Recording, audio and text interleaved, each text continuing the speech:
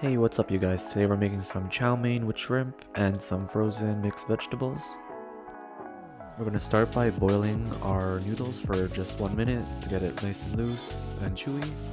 And then for our sauce, we're going to combine 3 tablespoons of oyster sauce, 2 tablespoons soy sauce, 1 teaspoon sesame oil, 2 tablespoons of chicken broth or beef broth, 1 tablespoon of sugar, 1 tablespoon of cornstarch, and then we're going to whisk. And then we're going to saute 1 tablespoon green onion, 1/2 onion diced, and then 4 cloves of minced garlic.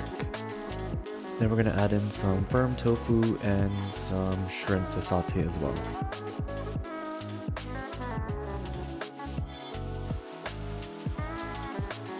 We are then going to turn our heat on high for 5 minutes to crispy the chow mein noodles, and also make sure not to overcook the shrimp. After getting your noodles crispy, add in the mixed vegetable of your choice. In this case I have some mixed vegetables from Loblaws that I bought. And lastly, finally, we're going to incorporate our sauce, mixing everything very well, and we can also top it off with green onion for garnish. Enjoy you guys.